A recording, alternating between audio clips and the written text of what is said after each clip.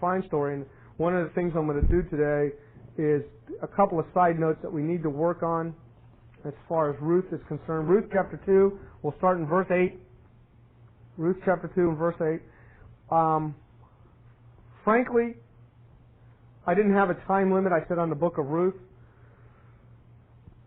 But I keep finding things that I think are important to visiting side issues on. Oh, along with that, just to let you know, Steve, in as far as setting up new churches, he's willing to help us get ourselves on a right track, helping us get people in. One of the things, so you know, that Will is working on is some door hangers, so we're going to start doing that to the new people, especially the new upstart houses that are coming. Some of the old, we're going to start dispersing different things in different neighborhoods. But he's going to do a couple surveys on us and see what we need as far as building up our facility. Well, they have been handing out flyers. They have been handing out things. Yeah, we do not do things in this church just to do them. There should be a reason to do things. That's the one thing when I started here, they were doing handing out food to the community. Remember that? The farm share stuff? And I said, why are we doing this? What is our main purpose? Oh, just so we can get food and hand it out to... I don't know. What is our purpose? Because nobody's coming in from the church from this. There is no outreach. I sat there for months and listened. I came some days to listen. And nobody would give anybody the gospel. Nobody would, ask anybody to come to church.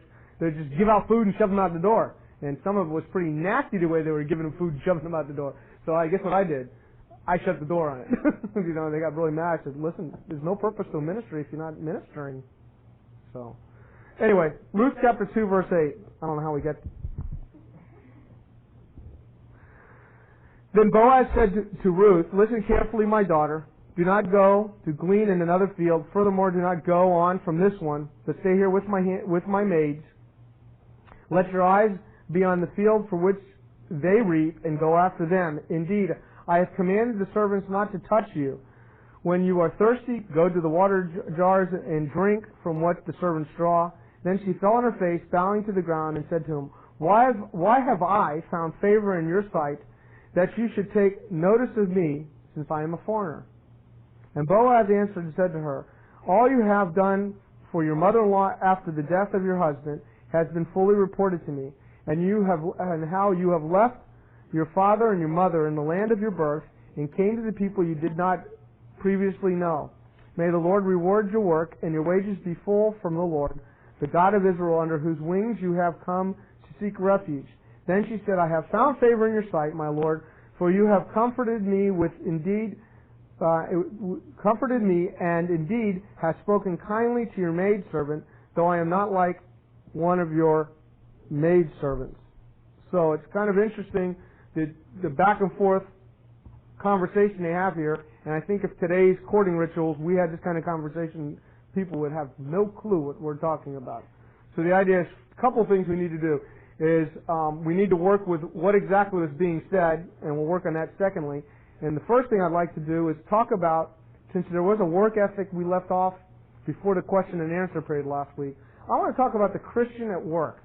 I think that hits hard where I'm at because one of the things, and I've been at many pastoral meetings and things like that, but the pastor will come up with something, say something to somebody about work, and somebody will turn to him, each other and say, what does he know about work? He's a pastor. And I can understand the philosophy behind that, but I'm not. I'm both. So not too many people could turn to me and say, well, you don't do nothing all day. And that's the idea behind a pastor sometimes. He doesn't do nothing but answer the phone, or usually you get the secretary and say he's out to lunch, and that kind of idea. And what I'd like to do is talk to you about the work ethic of a Christian. I really feel I'm going to be real frank, which I'm usually am anyway. Most of you know that. I'm appalled at Christians at work. Now, I don't know. I don't work with any of you guys. But I work with a few Christians at work. One that's getting kind of close to me right now is a really nice guy that goes to another local Baptist church, which I won't mention. Not here, but local. Okay? So, but as far as a worker in the workforce, I hear the bosses talking about different workers. I'm about this far from the bosses when I'm inside the station. So I hear him, and one of the things is, he's throwing time he doesn't need, and so on and so forth. And I really think one of the things we have to the world is to be different. Be different. Turn to Titus chapter 2. So if you want to call this anything, this little side note, how about the Christian at work? It's almost, to me, sometimes it sounds like an oxymoron, right? Christian work? You know, for those of you who don't know what an oxymoron is, two opposites. But I think our work ethic, and I sometimes harp on my kids, and my kids think I'm crazy, but I think we should work so well nobody has to follow us. You know, I'm almost proud sometimes, and it's not pride proud, but proud that a boss can walk up to me and say, "Oh, I trust what you're doing," because it's something about my integrity, and that's who we're supposed to be. How else can we witness? If we walk up to somebody and witness to somebody all of a sudden and say, "Well, I know how you work, and I know how you behave, and I know how you act. What do you got to give me?" Think of the testimony behind that. So in Titus chapter 2, verse 9, it says, "Urge bond slaves to be subject to their own masters in everything." And again, this is the employer-employee relationship. Remember we talked about slaves and servants, I think it was last week.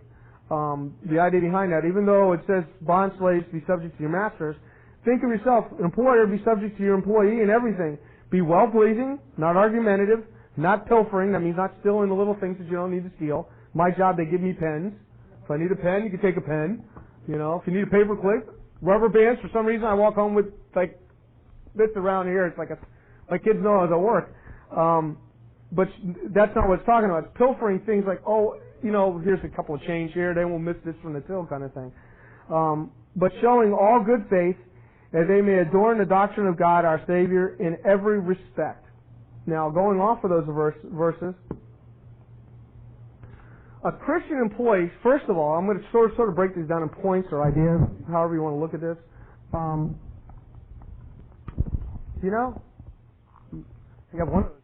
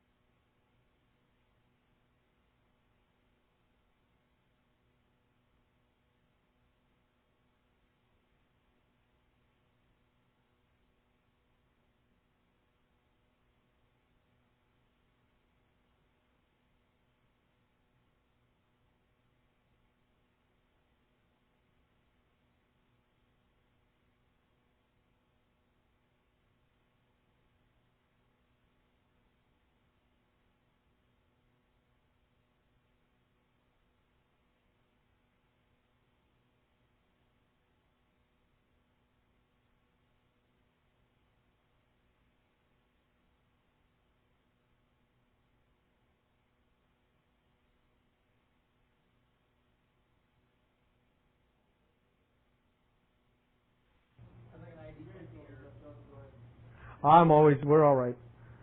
A Christian operates on grace principles. He is gracious. He gives evidence of fruit of the Spirit. He uses biblical techniques such as faith, rest, walking in fellowship, occupation with Christ to make it through each day, thereby producing divine good. And some days you need a lot of grace. Been there, done that.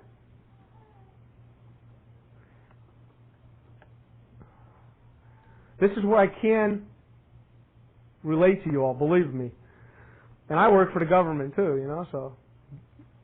A Christian does his job as though Christ himself were his boss. Do you do your job as unto the Lord? Now, sometimes we might feel our boss has some religious relationship because you always hear him saying God's name in vain. But it's usually not, just like, what was it, Bill Cosby used to say my middle name was, because my mom kept yelling it all the time. But in respect, we have to understand that we are in a position that we can't lose it like they lose. We have to swallow a lot of guff sometimes. A Christian should do more in a day's work for that same day's pay. We have the ability that people cry for, I want the same pay for the same day's work. How about more work for the same pay? You ever hear anybody say, I'm willing to work for more pay for the same more work, more for the same pay? People don't want that. They want more pay, usually for less work. Yeah, well, that's true too. He is the first to arrive and the last to leave. Now, again, different jobs are different. My job, you want to leave when you're done. Yeah, but if you have a schedule and there's a certain job, there's nothing wrong with. Yeah. Well, I'm going to tell you something. I have a friend of mine that's a printer. I think I told you all the story in Phoenix, Arizona. He's also a pastor of church. And he'll tell a guy, if you want to come in for a job interview, he'll tell you like 4:38 in the morning. I mean, some really weird number. And if you're there at 5, you're not hired. You're just not hired. He won't even interview. He'll say bye. Because his thing to shows, and I think it's wonderful, don't show up on time. On time's late to me. That's why one of the things I've had for years, and I've fought with it, is church starts at 9:15. To me, if you're here at 9:15 or late, you're late.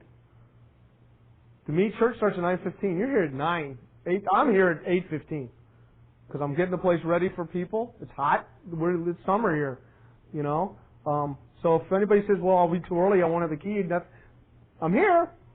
Come join me. But what it's showing is there's concern for the job to do it right. I don't know how many times I've gotten here at 8:15 and something's gone wrong. A bathroom's flooded. This is, one Sunday morning I got here and there was no pump in the pump house. So we would call them plumbers all morning. He takes sick leave when he is sick. He doesn't cheat on break time, lunchtime, etc. He does his job diligently, cheerfully, enthusiastically, without complaining. That's tough, isn't it? God knows how much prosperity we should have and when we should be promoted. Leave it up to Him. I know that's tough, but it is. Leave it up to Him. I got promoted. I was postal supervisor for a year. And I said, please take me out of this job.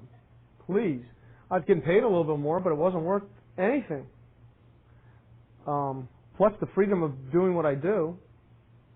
I like being in the truck all day long with my radio going and tapes playing or whatever I want to do. And so you can't do that as a supervisor. So sometimes you get promoted and that's not where you're supposed to be. A Christian rejoices when others get ahead as evidence of the grace of God in their lives, even when they don't deserve it. I don't know how many times you say, he's a what? I had a substitute that substituted for me for years, and she's a supervisor. Actually, I think she's a station manager now. And she scared me to death one morning. She had curlers in her hair, and she went out to the customers for a customer complaint.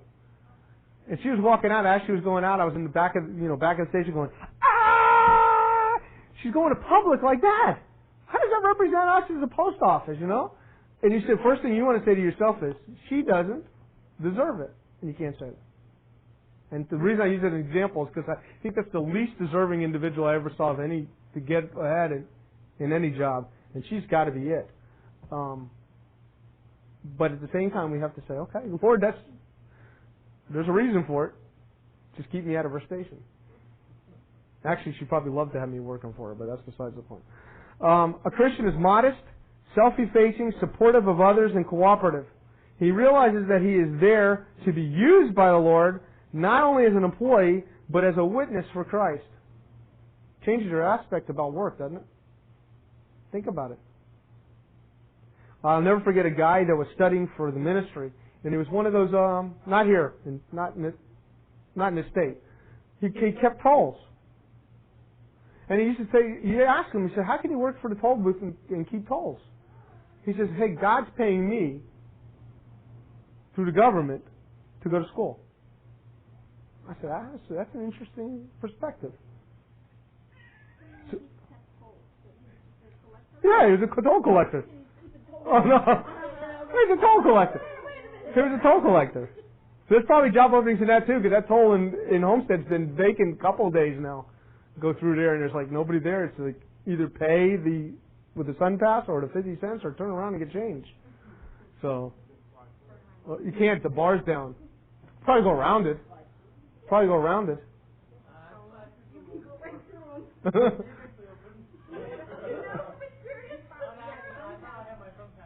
And the thing does go up? Oh, okay. Okay.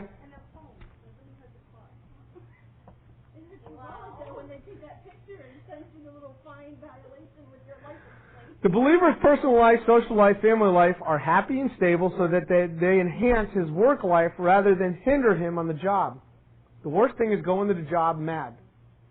Going to work mad, taking your stuff with you. That happens too. I've learned something a long time ago. I leave work at work and home at home. And if everybody gets too personal with me at work about my personal life, I change the subject. And at work, I hardly tell my wife 90% of what goes on in that stinking job she doesn't know. Except about like this morning, we went to breakfast and ran into one of my customers. Sat down with him and talked. Kevin, Mr. Gussman. So we sat down and talked to him for a few minutes, and the guys, at Chuckwagon for breakfast. He goes there almost every morning. So I didn't do that on purpose. I just wanted to take a look. Anyway, the point being is,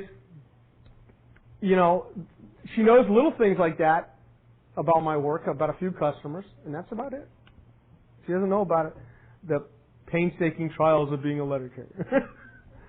I don't kind of just, when I'm hot, I come home, take a shower, go mow the yard or something. She very rarely hears that, because it's not necessary. I like this one because I think we need to hear this more and more from each other. That every day is a new day. Every day presents new problems, but we can't relive yesterday's problems today. 9 times out of 10, if you've got half the people I work with don't remember what happened yesterday. so if you're bringing it up, all you're doing is bringing up stuff you don't need to talk about anyway. So,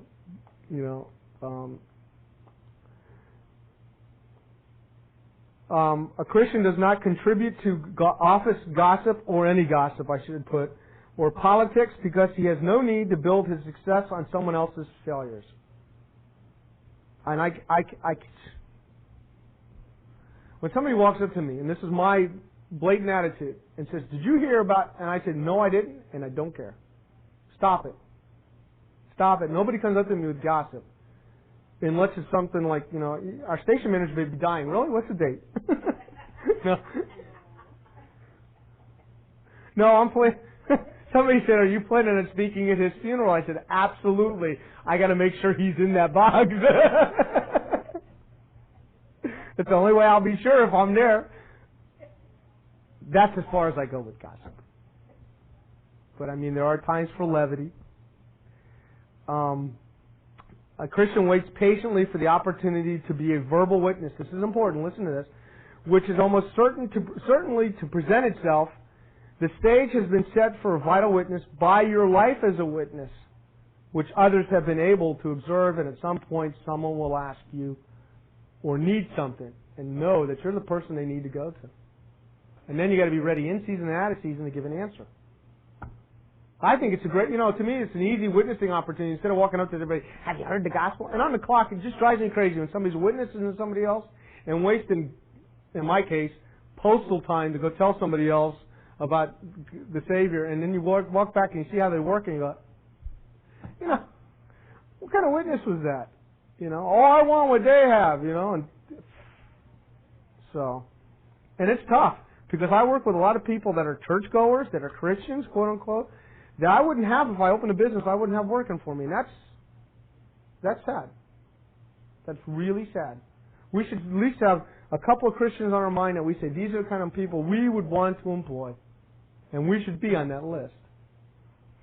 So, and the reason I say that is because when we turn to Ruth, back to Ruth chapter 2. Now I chased my Christian orc rabbit.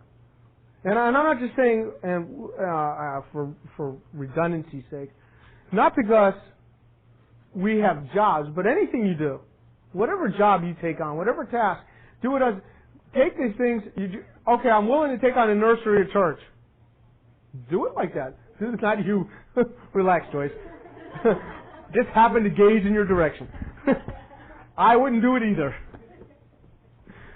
Except like, what was that movie? Mr. Mom? But the idea behind that, if we take on jobs, whatever it may be, do it as unto the Lord. Do the best we can. That's all anybody asks of us at any point, is to do the best we can. So, yeah, why don't you, please? That's, yeah, fine. A little bit of ice. Yeah. I appreciate that.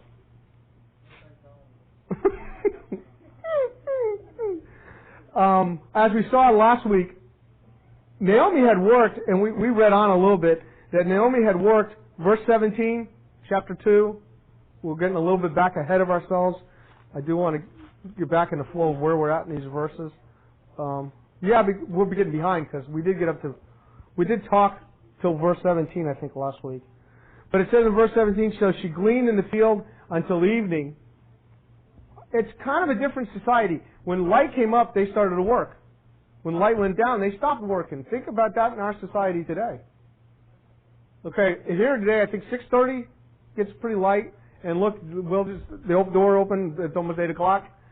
So, I mean, that's a 14-hour day. And, when I first met Lizzie, one of the things I told her about early life in the post office, I worked 7 days a week, an average of 12 to 14 days a week. She says, that's impossible. And I pulled out one of my old paychecks. I said, look how many hours. She goes, how'd you do that? I have no clue. But I was averaging 100 hours a week, every other week a paycheck, easy. Of course, I was making nothing, and I was dying. But that's the way the work was designed at that particular time. You had to. So, the point is, our mentality has been built so. Think. You guys are still not old enough, believe it or not. But there's generations where people worked 6 days a week. For many hours. They weren't 8 hours a day. 8 hours a day began with when the union said, we have to regulate work. We don't want our workers overworking, and we want them getting paid overtime and double time. So they said 8 hours. The unions killed me as far as I'm concerned in my job, because I used to work 12 hours a day. Now they won't even allow me to work past 10 hours because it'll cost them too much, so they don't want me working. Now I wasn't worried about making more money, but I don't mind working 12 hours once in a while. Now I said, what happened is I regulated myself, because I've got other things I'm doing, not to do it. And we've got to the point where work has become a 4-letter word. And if you, what? I know that. Is that faith? Never mind. She gleaned the field in verse 17 until evening. Then she beat out what she had gleaned, and it was an ephod of barley. Now, as I read that, I'm sitting there saying to myself, I've taught this verse, and I said, she worked until evening. No, she didn't. She gleaned the fields till evening, and the language even states, and then, after that fact, she then went out and then began to what is it called? Yeah, that's not the word I'm looking for. Thresh. Went to the thresher's floor and went through and beat the grain out of the barley shafts. So she's still working. And she worked to the point that she had an ephod of barley. Now you have to understand, the ephod of barley, the stalks are about maybe this high to this high. And when they take it and beat it out, they make the barley, the little kernels that look like rice, but a little puff rice kind of, you know what barley, everybody knows similar what barley looks like. Then she bagged that up, not the stalks, she bagged the barley up, and it weighed about 40 pounds. Depends on which way you want to go. So how many pounds of this did she have to get 40 pounds of that? And she did that all in one day. Okay, that's work. That's work. I would have looked at her and said, yeah, never mind following behind. You're hired. You know. To me, again, that's where the work ethic, and I wanted so much, I was going to go buy a bag of salt today, because I used to buy the 80-pound bags of salt, and found out now when I pick them up, my knees kind of, and that's when you know you're getting old, when you can't pick up the 80-pound, you can pick it up, but you can't do anything with it. So now I buy them in 40-pound bags. So I was going to bring a 40-pound bag of salt and say, Sam, come pick it up. Because Sam, to me, is probably the most athletic in here. And Sam, that's why I bought a bag of rocks the other day. I think it weighed about 40 pounds. I said, put it from the shopping cart to the trunk. She gets in the car, I think I pulled a muscle. And I'm sitting there thinking to myself, Ruth, about 26, give or take a few years either way. Yeah, she wasn't East European. Never mind. But she probably had done this her whole life where it was natural to her. She had worked to where she wasn't complaining, I got blisters and I can't do this, my back. This is natural stuff to her. What?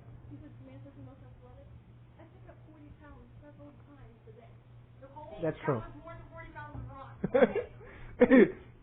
40 pounds of rock weighs more than 40 pounds of fertilizer. Remember that. Don't look at me like that. You'll get it. What I meant was that I could make schlepp that. I couldn't do that to you, kind of thing. Come up here, Nicole, pick this up. But I've had 2 children. I don't need to pick that up.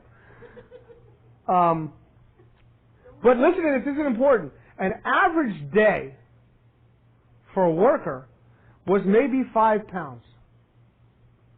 This is what I found. I don't know how true this is. But an average day for a worker to get in the thresh on the floor and do the whole 9 yards was about 5 pounds. She did 9 times that. I don't know how. I don't know why. Okay? But the point is, she worked.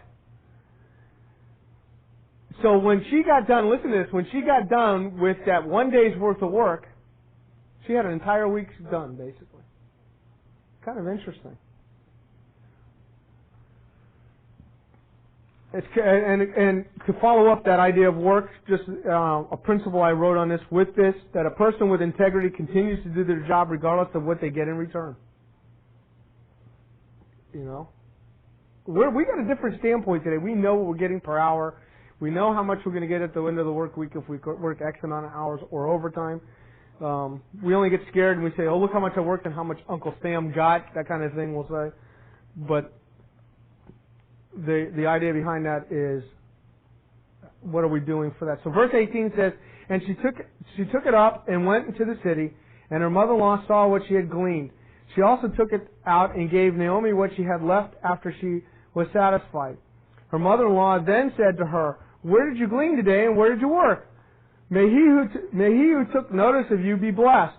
Now, obviously, Naomi knows nothing of what's going on, and she looks at what she got, and she says, well, obviously, wherever she got this guy, she found favor with the landowner, and the landowner liked her enough to let her take home this much. I mean, her eyes must have been this big when Ruth pulled up with this 45-pound bag of barley. And she doesn't know what's going on, and it's kind of interesting. Because the way the author, and I've read through Ruth again this week, and I'm watching from a different standpoint, because you're reading it, and at the same time, the author's got a parallel thing going on that you sort of feel like, yeah, this is going on, this is a story, but here's God the whole time. And if we don't get the idea that God is sovereign and the providence of God controlling every situation after we're done with the book of Ruth, we don't get it. And the same thing's happening today. We have a story going on in our lives. Things and pieces every day, something new develops in our lives, and we're saying, where's God? Right there, people. Because Ruth and Naomi at this point could have said, where's God? But we see in the story how the author is weaving the providence and the sovereignty of God along with it. And again, if anything, that verse stands out so amazingly. It just happened that she happened to found the happenstance that it was his farm. You know, to me, again, when you read it, things happen because they happen. No. But they do happen that way. So look about it. How'd you meet your wife? How'd you meet these people? How'd you come to church here? It just happened because it happened. It happened. But no, the whole time God's running alongside the scene with you. The middle of verse 19, she said, and she told her mother-in-law with whom she had worked, the name of the man with whom I work today is Boaz. And you can see Naomi looking at her like, because in the next verse, Naomi said to her daughter-in-law, may he be blessed of the Lord, who has not withdrawn his kindness to the living and to the dead. Again, Naomi said to her, the man is our relative. He is one of our closest relatives. Now, it's kind of interesting, as I went through this, again, how many times that the idea behind that Naomi's still the spiritual leader within the household, but she hasn't shown anything really spiritual, yet Ruth is leading her. By Ruth's faith, Naomi's still in the picture. Naomi's still recognizing certain things are going on. And she recognizes it by saying, the Lord has not withdrawn His kindness. The word there again we dealt with time and time again. I want you to know, Will, I ordered more pens today. Thicker, because these are F's. I think these are like real thin. These are thick. I bought thicker kind. Has said, this is a loyal love. This is a love that God bestows upon us, that we can bestow upon each other. And when we bestow this kind of love, only God can allow this to do this. So when she says, the Lord has not withdrawn His kindness, His loyal love, that means what she's noticing now through Ruth's happenstance, that she happened to be in Boaz's farm, happened to bring home so much, happened to be a close relative, she's saying, God still loves us. You know, one of the things, we walked out of the meeting Tuesday, and one of the things Steve said to us is, can't you see God still moving? Absolutely. I didn't need Steve to point that out to me, but absolutely. Because we went in there basically thinking we have to defend ourselves to the hilt. And I don't think, Kevin, if I'm not mistaken, not one person around that table was negative towards us at all. They were actually saying, why is this even being brought up? That has big to the, because when I finally explained our point, which they hadn't heard before, they're saying, why is this even being brought up? So you can see that the Lord's hand's still moving. And that's what Naomi's seeing right here. And notice again, she uses the capital L-O-R-D, using the proper name for God or the personal name for God. And it's kind of interesting because maybe it's me, but I see the irony in certain things. She said that God has showed His loving kindness to what? Both the what? Living and the dead. And I just play like numbers kind of game. How many dead we have? 3. We got 3 dead. How many living we do have in this story still? 3. Isn't that kind of interesting? It's just an irony. What she's saying is us 3 that are still living, God showed His kindness to. And even though the other 3, they died, God was still kind to them. Because of them is where we're at now. And God's kindness and God's loyal love has been shown to both of us. Even though, and it's kind of interesting, they died in probably sin. God was still kind to them and allowed them to do that. But the next part of our sentence is probably the most important and key element to the book of Ruth. This man is our relative. He is the closest relative. And the word there for the closest relative is goel. And we're going to do, not tonight, I'm saving that for another time. There's 2 intense studies we're going to do. One's going to take a few weeks, but I will give you an introductory feeling to the idea of goel. The reason I want to is because I want us to fully and thoroughly understand this word. And it says closest relative. I can't think of a better word. It's not really, most of us heard this word, this terminology, a kinsman redeemer. And that is the idea behind it. I'm not going to say it's not, but I think what's more important is to understand the type behind it. At this point, when he is called this, Boaz becomes a type of Christ.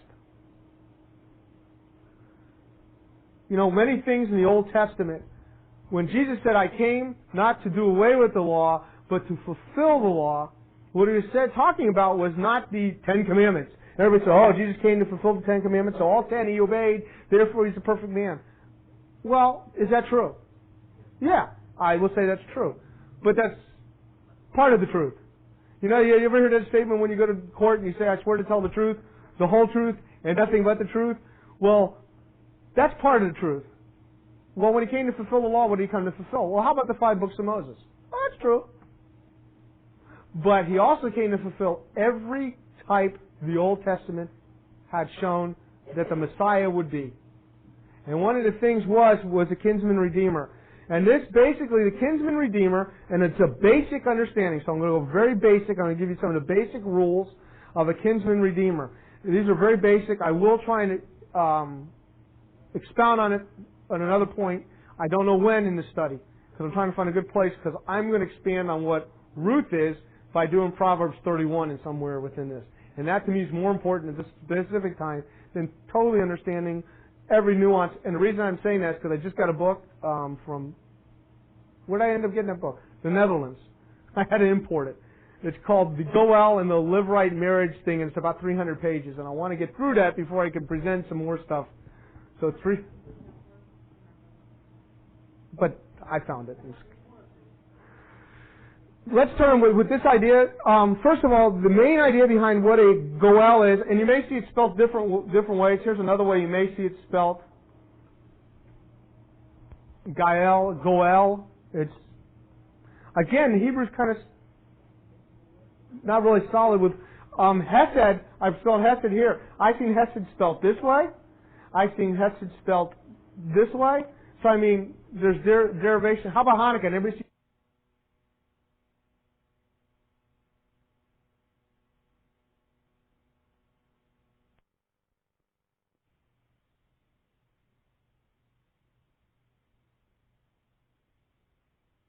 One who helps sustain the less fortunate members in their family. So first of all, he had to be a family member with the ability to do certain things. Leviticus chapter 25, verse 25.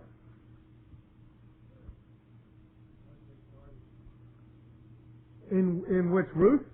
Really? I don't know if I necessarily have a problem with that. I think kinsman for us, we all, in this generation, I don't know if we understand kinsman redeemer. To me, it sounds like, but I think the idea behind a guardian is a pretty good idea.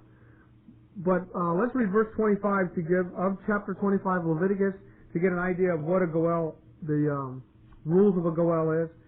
It says, if a fellow countryman of yours becomes so poor that he has to sell part of his country, then his nearest kinsman is to come and buy back what his relative has sold. So first of all, you see the idea there, nearest kinsman is the same word. He is to buy back what the relative sold. He is to buy back what the relative sold. He is a leader, and he can purchase a family member out of slavery.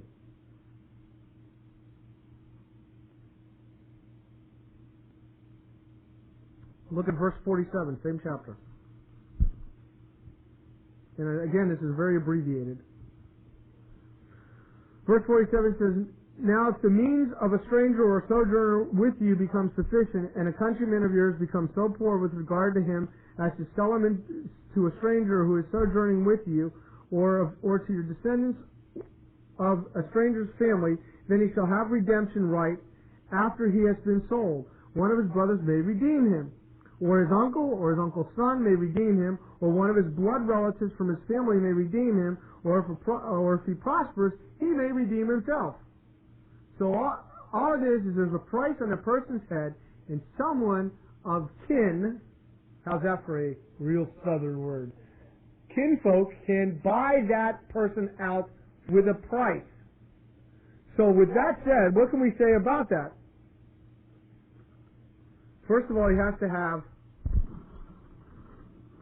the goel, has to have, first of all, the ability. In other words, if I owed $10,000 and I didn't have any money, and you had $10,000 and were a relative of mine and was willing to pay that to buy me out, you'd have to have the ability, the financial wherewithal. Second of all, not only is the ability, you have to have the willingness. I'd have to have the $10,000 and say, yeah, I want to do this. I may have the $10,000 and say, die, sucker. Find someone else. You know, so there has to be a willingness. And there has to be a relationship. Now, the question somebody's always asked me at some point, well, if I had it and it was a friend, could I do it? Well, obviously someone's going to pay the price. Sure, they'll take it, but that's not the idea behind a goel. Now, if you want to redeem somebody and pay the price, that's fine. It's not a goel anymore. Somebody may call you a suel, but not a goel. That was a play on words for those that don't know. Numbers chapter 35. Numbers 35. And this, I think we discussed this a little bit about the cities of refuge last week. I don't know if I want to read it all, but Numbers 35, verse 10 through 34 discuss these 6 cities of refuge. But verse 9 will begin in. And there's different redeemers called here, and we'll just skim through a little bit. Verse 9 says, Then the Lord spoke to Moses, saying, Speak to the sons of Israel, and say to them, When you cross the Jordan into the land of Canaan, then you shall select for yourselves cities to be your cities of refuge, that the manslayer who has killed any person unintentionally may flee there. And the city shall be to you as a refuge from the avenger, so that the manslayer may not die until he stands before the congregation for trial. And the cities which you are to give to be your 6 cities of refuge, you shall give 3 cities across the Jordan and 3 cities in the land of Canaan. They are to be cities of refuge. These 6 cities shall be a refuge for the sons of Israel, for the alien, for the sojourner among you, and for anyone who kills a person unintentionally may flee. And it goes on to tell a vague situation, but verse 19 says, The blood avenger himself shall be put to death, put the murderer to death, he shall put him to death when he meets him. Now the blood avenger is the Goel Hamad. Hadam. Goel. Man, talking about Hadam. Does that look a little familiar? Know where that name comes from now, don't you? Blood. Saddam's name means blood in Hebrew. I don't know what it means in Arabic, because, again, the spelling differentials, CH, SH, there's not much. But this is the avenger, the blood avenger. The Goel has a range, and it goes all the way through verse 34, and I really don't want to read all of these to you because I think it gets tedious. But the Goel has a range of responsibilities, but within the Levirate custom, which we are in the book of Ruth, would carry with it the family line. So in other words, if I was the Goel, here's how it would work. And my brother's or a kin of mine's husband died and left a wife, widowed, I had the choice to carry on the family lineage. So when I married her, if I would take her out of, pay the redemption price, marry her, and had a child, that firstborn child would not be considered mine, it would be considered the person I redeemed. It'd still be my blood, and there is choices within that that you can or cannot have that, and you will see that in the book of Ruth. We'll have to discuss that because one of the great arguments in the book of Ruth, turn with me to Ruth chapter 4. And since we already know the story, we can go to the end of the book of Ruth and look, and one of the observations we can make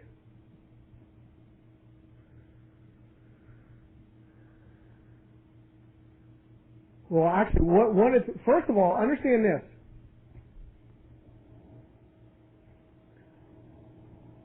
Who's being redeemed at this particular time? Naomi. You know, I really feel like sometimes this book should be called Naomi, not Ruth. Because Naomi's family is the one that has to have the lineage, and it's her kinsman. Remember, we have a closest kinsman. Whose is it? It ain't Ruth. Ruth of what? A Moabite. But she's now part of the family because she said, and not only the family, but the family, because she's willingly come across and part of that, stayed with Naomi. And in verse 13, it says, so Boaz took Ruth, and she became his wife, and he went into her, and the Lord enabled her to conceive, and she gave birth to a son. Then the woman said to Naomi, blessed is the Lord who has not left you without a redeemer today, and may his name become famous in Israel. Wait a second, how'd she come back in the picture? Well, because she's the one being redeemed. May he also for you restore life and a sustainer of your old age for your daughter-in-law who loves you, and son is better than 7 sons. He has given birth to him. Then Naomi took the child and laid him on her lap and began to nurse him. And a neighbor woman gave him a nurse, saying, a son has been born to Naomi. So they named him Obed. He is the father of Jesse, the father of David. Now these are the generations of Pharez. To Pharez was born Hezron, and to Hezron was born Ram, and to Ram Amminadab. And to Amminadab was born Nahshon, and to Nahshon Salmon. And to Salmon was born Boaz, and to Boaz Obed, and to Obed was born Jesse, and to Jesse David. And right there, Naomi was redeemed. But you know something? You go to the book of Matthew, and it doesn't say anything about Naomi. It says Ruth. It's kind of interesting. There's a choice there whether to put the wife's name in that had the child or not. And in this particular case, it's showing the redemption price for Naomi was paid. In full. It was done. In the New Testament, what are we trying to show? That our redemption price will be paid in full. And doesn't that include all sins? It's kind of interesting because even in this little thing, it left out Rahab. It left out Tamar. It left out, kind of interesting, Ruth. Just an observation. Let's go back to Ruth chapter 2 verse, let's see if I want to go on. Yeah, we can go a few more verses here. We've got 5 minutes. We'll at least get to verse 23 and make some observation. Verse 21 says, then Ruth the Moabitess said, furthermore, he said to me, you shall stay close to my servants until they have finished all their harvest. And Naomi said to her, and all he's doing is showing protection of her. He's showing some concern. He knows who she is. And she just found out who he is. So you know what their story is. And Naomi said to Ruth, her daughter-in-law, it is good, my daughter, that you may go out with his maid, lest others fall upon you in another field. In other words, there's protection here. A kinsman will protect you. So she stayed close by the maids of Boaz in order to glean until the end of the barley harvest and the wheat harvest, and she lived with her mother-in-law. And all I could say is, boy, they were loaded with barley. Yeah, they had a week's worth in one day, at least a week's worth. It depends on, I've read different things that said a day's work was between 2 and 5 pounds. I went with the highest. So she carried home 45 pounds that day. But let's make a few ending principles and observations. First of all, a woman who fears the Lord respects those over her, because one of the things that Ruth did was fear the Lord, and she respected Naomi's opinion, which is kind of hard because mother-in-laws and daughter-in-laws usually don't get along that great, or vice versa. Mother-in-laws don't get along with daughter-in-laws well. Naomi is wise and knows the culture and relates that culture to Ruth. Therefore, Ruth is in obedience to the authority that is designed for her protection. Do you realize everything in that society, think about women working the fields late at night. I mean, Sam's afraid to walk around the block late at night. And here we got women working the fields, and I'll explain something to you.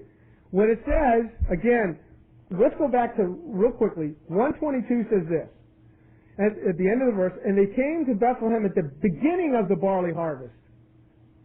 So we're marking time. Now we're at verse 23 of chapter 2, and she works to the end of barley harvest. So what's chapter 2? For those of you that don't understand, chapter 2 is the barley harvest. Okay? The barley harvest lasted about 7 weeks. We don't work Sabbaths. 7 times 6 is about 42 days. If you want to do 40 pounds times 42 days, she had almost a ton of barley. Pardon me? Oh, yeah. Oh, absolutely. Absolutely. Well, I think by the time this progressed, though, she was part of the ongoing work routine of what was going on. She was not only harvesting for her, but for Boaz, too. You'll see as the story goes on that it was part of it. But anyway, what happens is we begin with chapter 2 somewhere in April. Chapter 3 begins somewhere in June, if you want to mark time somewhere. Again, Nisan, not necessarily April, sometime maybe late May, early April. I mean, late March, early April. Last observation, Ruth continued to trust the Lord and do her work as unto the Lord, not looking for a husband. She wasn't out there saying, all right, now I know who he is, let me entice him a little bit. And we'll see how she's forced to entice him almost by Naomi next week. Because right now, up until this point, Naomi's given the instructions, Ruth is following. So we get that idea behind that. So we'll pick up with a play on words, believe it or not, in verse 1 of chapter 3. So if you want to have some fun, you want to look up some things, look up the words in chapter 3, verse 1 with some of the words that you've seen previously, and you can see a little play on words. So